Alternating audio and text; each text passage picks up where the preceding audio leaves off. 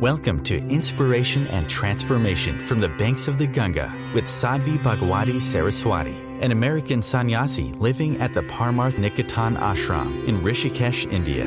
Sadhvi is president of the Divine Shakti Foundation, a charitable organization bringing education, vocational training, upliftment, and empowerment programs to women and children. Sadhvi is also Secretary General of the Global Interfaith Wash Alliance and Director of the world-famous International Yoga Festival. Join the musings of an American sannyasi as Sadhvi shares the wisdom and teachings of her guru, His Holiness Pujya Swami Chidanand Saraswatiji. Welcome everyone to Inspiration and Transformation from the holy banks of the sacred Ganga River in the land of Rishikesh, India. Is it possible to have spiritual growth without Seva? Well, if you understand what Seva really is, then it's a crucial part, an inextricable part of your spiritual growth. Why? What is spiritual growth? What is, when we talk about attaining enlightenment, talk about attaining samadhi, what is it that happens? Well, what happens is we become one with the divine. We have that experience of oneness with the Creator and with the creation. And in the experience of oneness, we love. So when you fall in love, you experience a sense of oneness with the one you've fallen in love with. The minute you experience that sense of oneness, the minute you love, what do? You serve. So if your loved one is in bed sick, what do? You bring them fresh squeezed orange juice. You make them soup. You come, you rub their feet. You make sure they're warm. Right? Now nobody has to say, oh, be a good humanitarian. Oh, do some seva. It comes automatically when you love. If your child, if your parent, if your spouse wants something, needs something, we do it. And, interestingly, even when they don't want or need it, we still do it. When you're in love, what do? You make them breakfast in bed. You bring them the things that they like. Even they're not sick. You just wake up and you think, acha chalo, today I'm going to make them their favorite thing. Today I'm going to give them a back massage. Today, this is service. Service is what stems out of love. Seva is service. And it is that which is deeply connected with our spiritual growth, because if there's not love, there is no spiritual growth. Love is a crucial ingredient. You cannot grow a plant if you don't have sunshine, if you don't have water. They're crucial ingredients. In our spiritual growth and awakening, love is a crucial ingredient. Doesn't matter who you love, because if you really love, what you're loving is God. God, through loving your family, through loving your colleagues, through loving creation, through loving the trees in your backyard, through loving your pets. I mean, it really doesn't matter what you love, as long as you love really deeply. As I was saying earlier today, if it's the physical form only that you're attached to, it's lust. If all you're attached to is form, it's lust. If we really love, we're connected to essence. We're connected to spirit. That's what I love when I love. It's not, oh God, I love your fingernails. Oh God, I love your kneecaps. What we really love is essence. And what that essence is divine. So service is the most natural outcome of love. But here's what's interesting also. It's a crucial component, even not necessarily as an outcome, even as a way of getting there. Because what happens with Seva is the experience of understanding. I'm just a tool. It's not my will. It's God's will. In most ashrams, Parmarth Niketan is actually unusual in many ways, but one of the ways we're unusual is that if you said, I want to do Seva here, chances are the type of Seva that we would have you do is things on a computer, professional work. Most people in most places, Seva is things like cleaning toilets.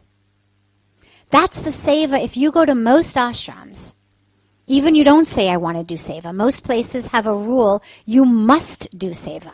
And the Seva that in most places you have to do is the lowest level stuff. You're cleaning toilets. You're washing dishes. You're sweeping the floor. You're mopping the floor. Why? It's not that they can't bring in people the way that we do to do those jobs. It's that doing the lowest of the lowest work is actually what helps us remove the ego. Because we all think that we're better than what we're doing. And this is true for everyone ranging from a mail clerk to a CEO and everyone in between. Doesn't matter what your job is. Everyone believes that they've got a higher calling, a more important calling than what they're doing. And this is the game of the ego.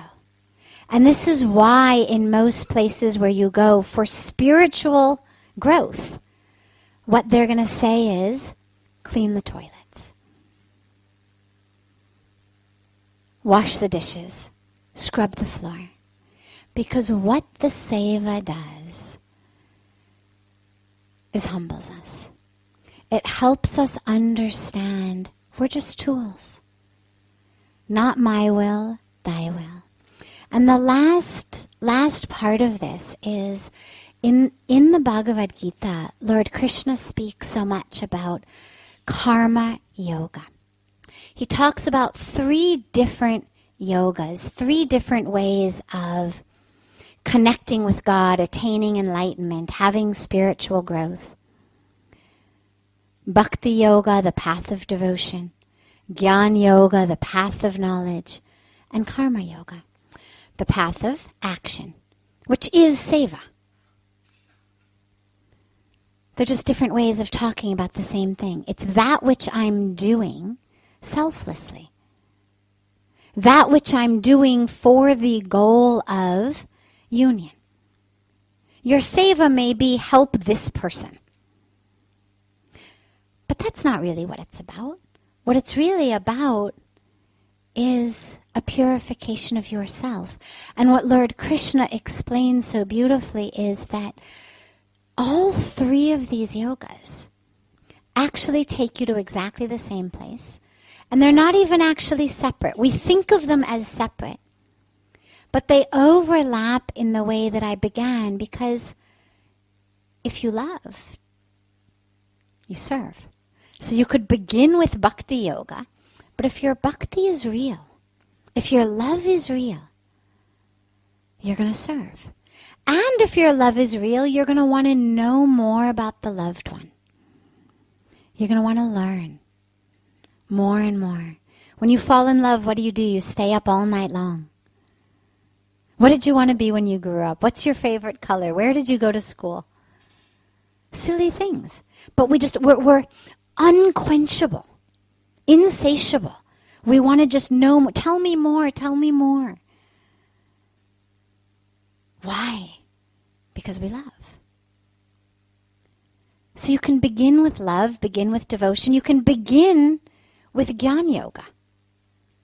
Begin by learning, begin with wisdom, but the more we learn, the more we love.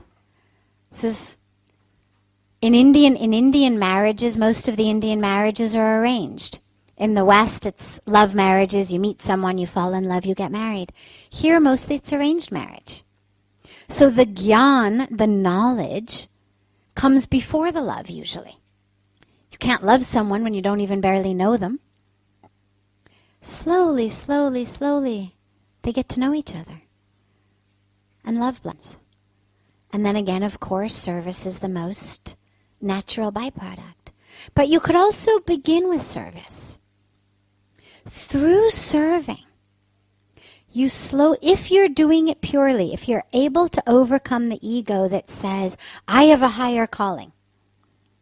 If you're able to overcome that and understand that what your calling is to connect with God. What your calling is to love God. This is just a way of purifying your ego. Neither seva nor sadhana brings God. Many times people think through sadhana I will achieve God, that somehow God will be happy with my sadhana and come. But Pujya Swamiji reminds us all the time that's not how it happens. God is there, the sun is shining. But our windows are so dirty that we can't see. What sadhana does, what seva does, is it cleans the windows so that we can see. It's not that either of them brings God. Just like sun salutations don't bring the sun. It's there. It's just our windows are dirty. So through the service, as we become purified, we love more. We may not love the thing that we're serving. I mean, I could be cleaning toilets. It doesn't mean I'm going to fall in love with a toilet. Washing dishes, I'm not going to, fall in love with my hand soap, with the dishwasher. But through the service, as I purify myself, as I purify my ego, as I purify this ignorance, I'm able to just love more in general. So the love in me blossoms. There's your bhakti. And then, of course, when I love, I want to learn more. So all three of these go together. You're listening to OTR-FM, part of the IOM radio network.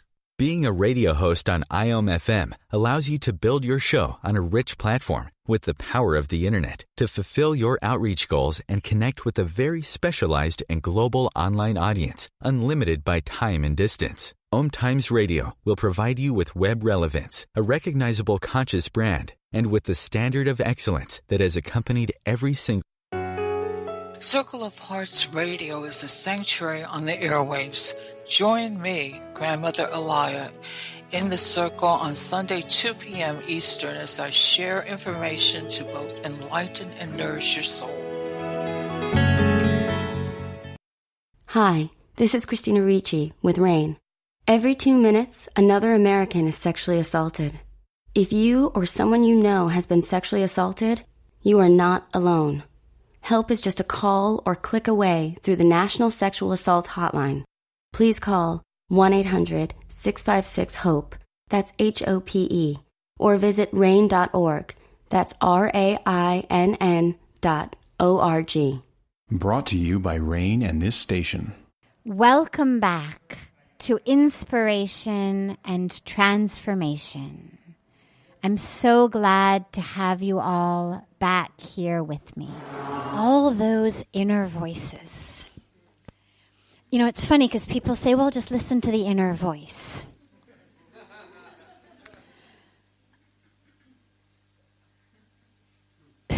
Yeah, they're all inner voices. So this is a very, very common issue. And there's two pieces I can give you. One is that we all actually know a lot more than we pretend we know. What usually ends up happening is we know what the right thing is, but then our ego or our fear or some desire comes in and starts rationalizing the whole thing to go its way. And usually, if we're just quiet enough, we actually are able to tease them apart, but we don't want to because we're so much more identified with the ego. We're so much more identified with the fear, with the longing, with the desire, that we'd like to believe that's the inner voice.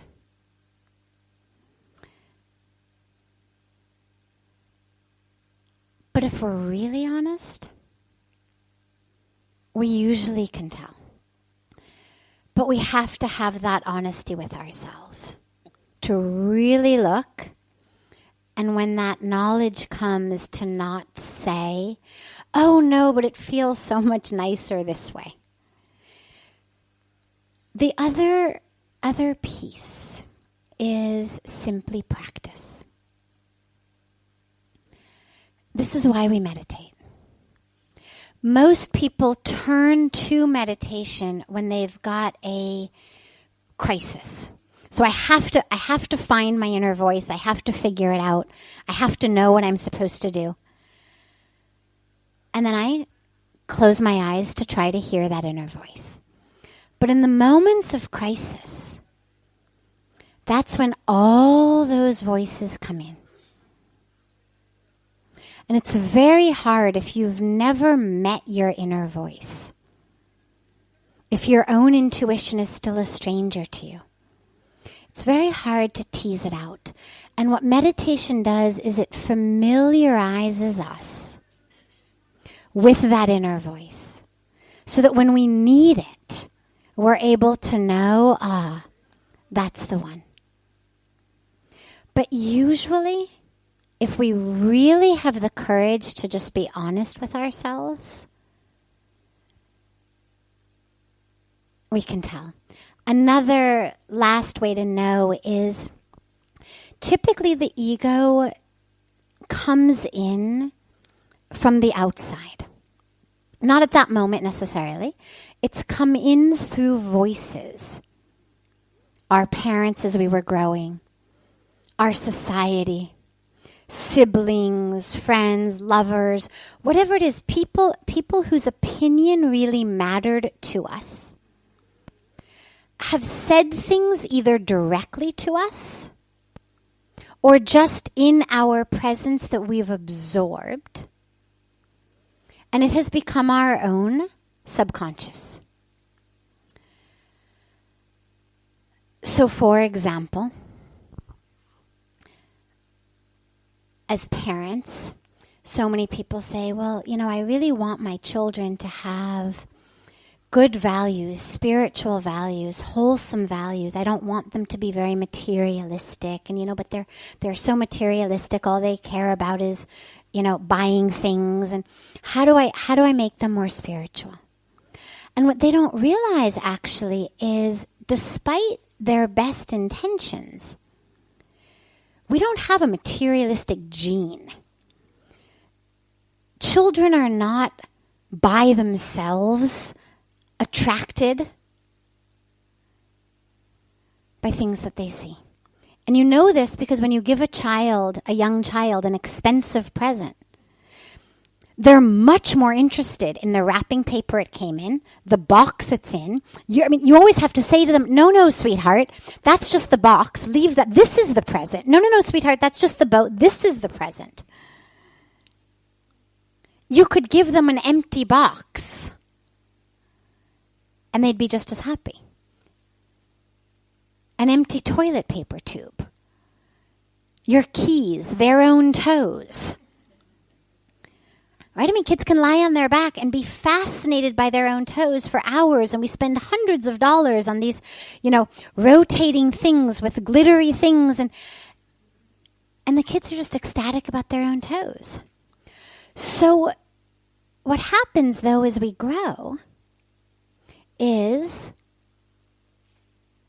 we're sitting at the dining table or we're in the car with our parents or whatever, and one of them says to the other, "My God, did you see the clothes so-and-so was wearing? Did you see this? Did you notice that? She's gained a few pounds. She looked really fat. Do I look really fat in this dress? She had a new pair of diamond earrings on. God, I wonder where she got the money for those." Little, just conversation that slips out. Nothing of any importance. We're not trying to give values to our children. We're just gossiping. We're just chatting. But what do our children pick up? Fat is bad. Diamonds are good.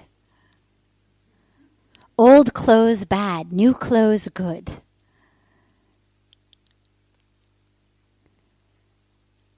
And then we wonder where they became materialistic. And I mention this in this context because the voices that are in our heads, other than our own intuition, are voices that have come in from outside. And if we can really look at them and tease them apart, that was mom, yeah. Yeah, mom was always, sort of unhappy and had the shopping therapy solution. Or yeah, she was always feeling, not so good about herself and comparing herself to others. Or, oh yeah, that was my older sister or brother. That was my teacher getting a divorce, taking it out on us. Oh yeah, that's just our culture, the media trying to sell me things to make me feel bad about myself, so I'll buy their product. And then one by one, we can kind of tease apart these voices. That's just the myth of scarcity, telling me if I don't buy it now, I'm going to lose out. Telling me there's a limited amount of happiness and success in the world, that I shouldn't be happy with somebody else's because that's a chunk out of the finite pie that I have to eat out of also. Because this is all cultural indoctrination that ends up feeling like our inner voice. This is OTR-FM, part of the IOM radio network. OMTimes magazine is one of the leading online content providers of positivity, wellness, and personal empowerment. A philanthropic organization, their net proceeds are funneled to support worldwide charity initiatives via Humanity Healing International. Through their commitment to creating community and providing conscious content, they aspire to uplift humanity on a global scale. OMTimes, co-creating a more conscious lifestyle. Do you have time to read that inspiring book or that blog post you've been meaning to get to? In your busy world, how do you improve yourself and keep your life going? I'm Lisa Kay, and my Between Heaven and Earth radio show can transform your life just by listening. Be uplifted with inspiring topics, positive stories, and ideas that really work. Between Heaven and Earth radio is conscious living for your soul, every Wednesday at 4 p.m. Eastern Time. Like Baldwin with People for the Ethical Treatment of Animals. I grew up loving circuses and other traveling animal shows, but it never occurred to me what life might be like for the animals. Training wild animals to do things they don't understand takes force. Routine discipline with a hook or whip with the heel of a boot shows the animal exactly who's the boss. Don't patronize animal acts. Please contact People for the Ethical Treatment of Animals. 757-622-PETA. Welcome back. This is Sadhvi Bhagawati Saraswati with inspiration and transformation. What happens to people that commit suicide? What happens to their soul? Well, what happens to the soul after death is the stuff that long courses are taught about. But really, really briefly, in short, in the foundation, the reason we keep taking human birth, the reason that we have this cycle of birth and death, the reason for this reincarnation, is that the soul is going to keep taking a body until this individual soul, the Jivatma, connects with the Supreme Soul. Now, before I go any further, it's important just to mention, since we're going to do this quickly, it's important just to mention that actually on some level all of that is an illusion anyway. Because on the highest level, all there is soul. There's no such thing as there's a plural of soul. You know, we talk about souls, plural. But at the highest level, it's just soul. Like it's just ocean. There's waves on the ocean, but ultimately it's all just ocean. So on the highest level, that's the truth. But when we turn the dial one notch, we get down to the level, the channel of our individual souls. Those individual souls which travel with our ego, with our mind, with our intellect, carried through the subtle body, from physical body to physical body, until I've burned through my karmas, my karmic bank account is empty, and I've recognized, not intellectually, but experientially, my oneness with the divine. So, there's no shortcut. When we commit suicide, it's always in an attempt, a desperate attempt for a shortcut. This is too painful. This is too much. I can't handle it anymore. I need a way out. A shortcut to peace, a shortcut to serenity, a shortcut to joy, a shortcut to all of that I'm looking for. But sadly, there is no shortcut. And so if I've committed suicide, I'm just going to have to start over. My adopted daughter, actually, when she was here last time, said something that was actually so wise that I've held on to it since then. I thought, she's so smart. She was talking about suicide. Someone in her college had committed suicide. And she said, you know, what that means is he's just going to have to do his 10th class board exams all over again. And then he's going to have to do his 12th class board exams all over again. She said, I would never commit suicide because I never, ever want to do my 10th class board exams or my 12th class board exams ever again. And I thought, well, how wise, without necessarily intending for it to be quite so wise, because whether it's your 10th grade board exams or just the general troubles of life, if I cut it short this time, I've got to go through it all again. Human birth, what we're told in the scriptures, human birth is the greatest gift. And the reason it's the greatest gift is in the human birth, I can attain enlightenment. Why? Because in the human birth, I have the gift of that consciousness that is able to look at itself. And in order to attain enlightenment, I have to be conscious of the fact that I am conscious. I have to be able to take a step back and look at myself.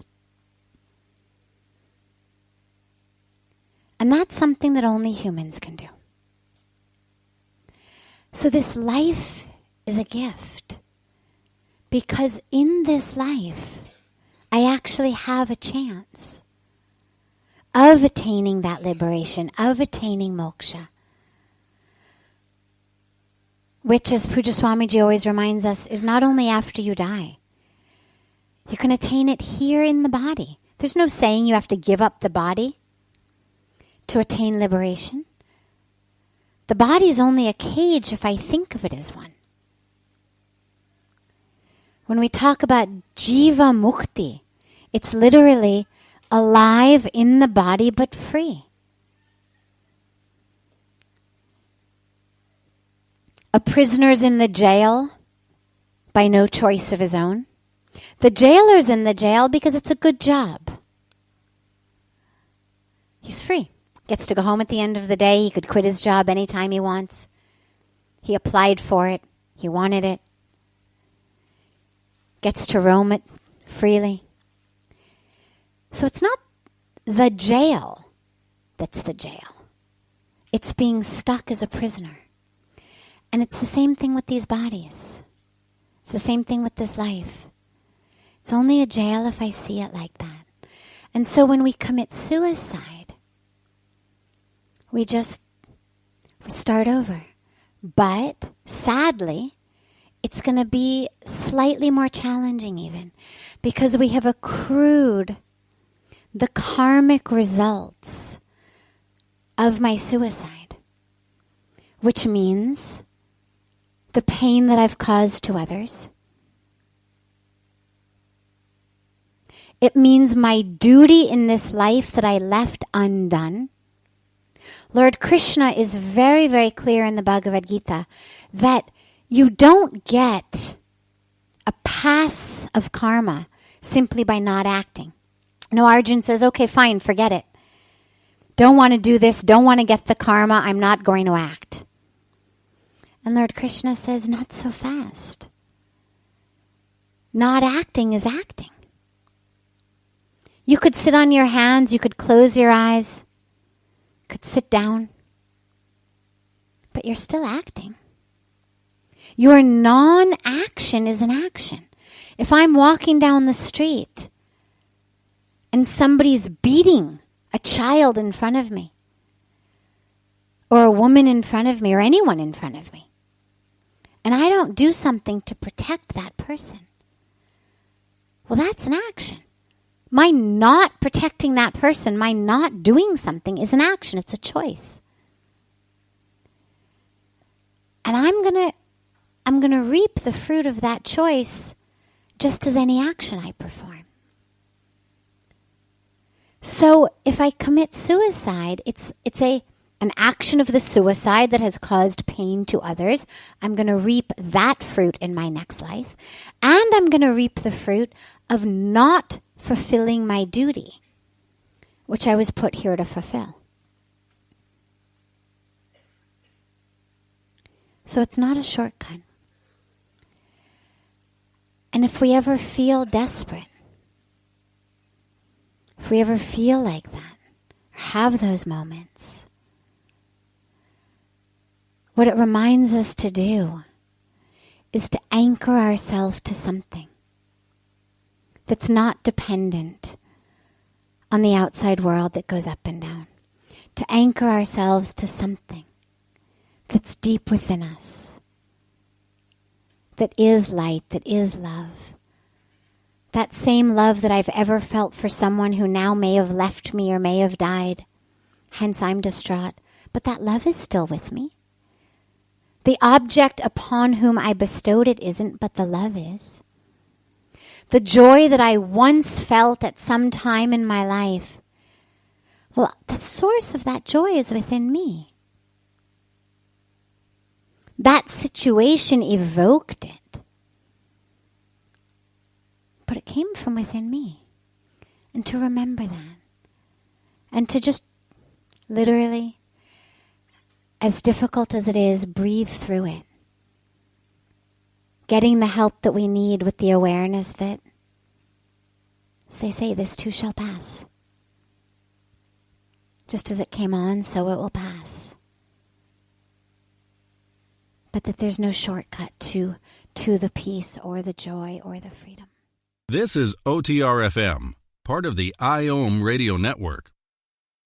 OMTimes magazine is one of the leading online content providers of positivity, wellness, and personal empowerment. A philanthropic organization, their net proceeds are funneled to support worldwide charity initiatives via Humanity Healing International. Through their commitment to creating community and providing conscious content, they aspire to uplift humanity on a global scale. OMTimes, co-creating a more conscious lifestyle. Do you have time to read that inspiring book or that blog post you've been meaning to get to? In your busy world, how do you improve yourself and keep your life going? I'm Lisa Kay, and my Between Heaven and Earth radio show can transform your life just by listening. Be uplifted with inspiring topics, positive stories, and ideas that really work. Between Heaven and Earth radio is conscious living for your soul, every Wednesday at 4 p.m. Eastern Time.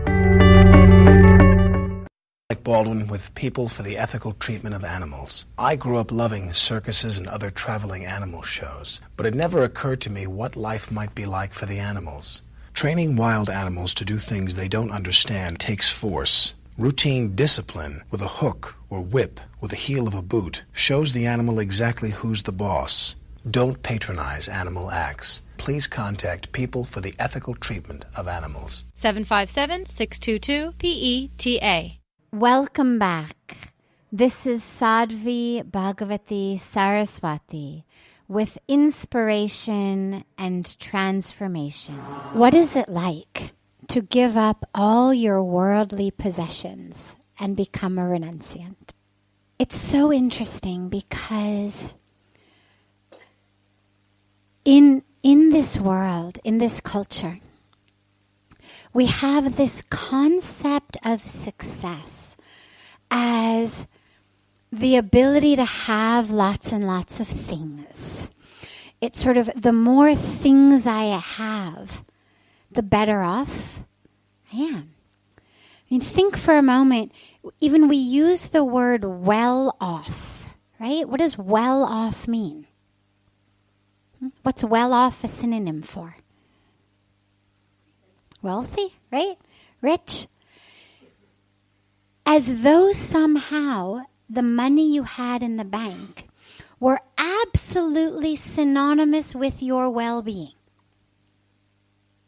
Nobody would say, well, she's really poor but really well off. I mean, you'd think, well, what does that mean? That's like saying she's really black but really white. It doesn't make any sense. They're opposites in our language. Well off means you're rich. As though somehow the numbers that come in my bank statement are actually the measure of my wellness. Now, we all know that's not true.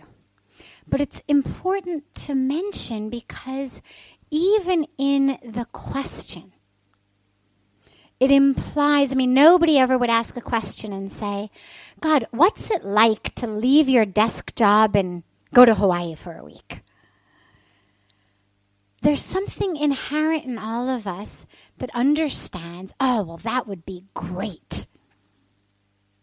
You don't have to ask a question. If someone says, yeah, I'm going to leave my desk job, I'm taking a vacation, I'm off to the beach, nobody's going to say, why? What's that like? Because in our mind, we've labeled the desk job drudgery, a burden. Yes, exactly. And we've labeled a vacation on the beach heaven, wonderful. So it's good and bad. Obviously, when you've got the choice, you're going to leave the bad for the good. Yeah, I'm going to leave my desk job and go to Hawaii. But this same judgment comes in when we ask about leaving possessions, becoming the renunciate. Why would you do that? What's that like? And it carries in it the same value judgments. Why would you leave something good? It's like saying, well, God, I'm gonna leave this Hawaiian beach and go get a desk job. Then people would say, why? What's that like? So we have this sense that having a lot of possessions, having success is good, is what you should want. This is the mark of wellness. I'm well off. But then you give all that up? Why would you do that? What does that mean? And what's so important here, and that I just want to emphasize over and over and over again, is that which we have has no connection to how well off we are beyond a certain point. Now, if you don't have money to eat, if you are starving to death, yes, having some money to have food to eat will make an absolute difference in how well you feel. If you are homeless and you get money to have a home, that will make a big difference. If you want to send your children to school so that they're not homeless, but you don't have the money and somehow you're able now to send your children to school, that will make a big difference. But beyond the most basic necessities, beyond having food to eat, beyond having a roof over our head, beyond having access to basic medical care, basic education, there's no more distinction. But we've placed these value judgments. So, as Puja Swamiji always says, we focus on filling our shelves instead of filling ourself, because we're taught the fuller my shelf is, the happier I'll be. So we keep looking to fill those shelves. What I experienced on a personal level was, having had very full shelves, having had all of those things, I was given. I have to be honest and admit I didn't go out looking for it. If I knew it existed, I would have searched day and night. But I didn't know it existed. I didn't know this life existed. I didn't know there was an alternative. And that's true, sadly, in most of the West. In India, in traditional India at least, spirituality is such an inherent aspect of the culture that people know it. For most of us in the West, even if we have religion, there's very little overlap between the religion that I practice in my synagogue or my church and an experience of wholeness or fullness in my life, at least from my experience. So when I came here, just traveling, had taken a semester off of a PhD program to come to travel.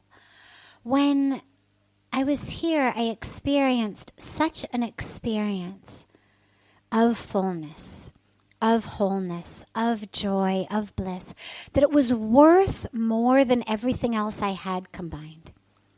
The example that I usually give to explain what that might be like is, imagine that you spend your life collecting rocks or seashells on the beach. And you do it because it's what everyone else is doing. They're pretty, they're shiny. You look for the nicest ones, you hold them. Now you've got hands full of seashells. And you feel happy. Then, at one point on the beach, there's someone out of the blue with a bucket full of diamonds. And they're just pouring diamonds out of the bucket. Now, what are you going to do? Yeah, you're going to throw those seashells. Anybody here going to say, oh my God, I'm so sorry, I don't have room for your diamonds. My hands are full of seashells? we're instinctively going to drop those diamonds because intuitively we understand we're going to drop the seashells because intuitively we understand no matter how beautiful I thought they were, they're of a much lesser value than the diamonds. I am being offered something of a higher value. There isn't room for both in my hands. Therefore, I'm going to. There's actually a great, great story of a sage who one day found along the path where he was walking, a renunciant, found diamonds. Put them in the bag. The renunciants usually walk with just like one little thing, one little, whether it's a jar or a jug or a pot or a little bag, whatever it is, but he put them in. And a short time later, he met a man on the road, and the man asked him for something. So he opens up his little bag to see if he has what the guy's asking for. And as he opens it, the man sees the diamonds in the bag. And he says to this renunciant, actually, what I'd really love is one of those. And of course, he doesn't say diamonds. He doesn't say very expensive thing. He acts really stupid. He says, I would just like one of those shiny rocks. And the renunciant says, sure, take them. Hands them to him. So he thinks, this is so great. I've gotten away with everything. And he walks off with the renunciant's diamonds. A few days later, he comes back. He comes back to the renunciant. And he says, I need to ask you something. And the renunciant says, yes. And he says, do you know what that was that you gave me? And the renunciant says, well, sure, they were diamonds. And he says, well, then I need to ask you something else. And he says, yes. And he says, if I give you back the diamonds, would you give me whatever it is that you've experienced, that you know, that enabled you to give me the diamonds in the first place? What is it in you that enabled you to part with those diamonds? I want that, because that's of infinitely more value than these rocks. That which you had that enabled you to give them up so easily, that's what I want. Because it took me a few days, but I realized that's of much more value.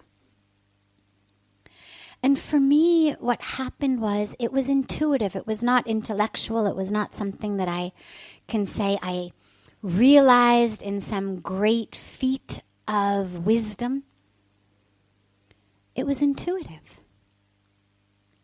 That which I was given here, what I experienced here, was of infinitely more value to me than that which I had behind. And it was very clear to me that I couldn't hold both in my hands at the same time.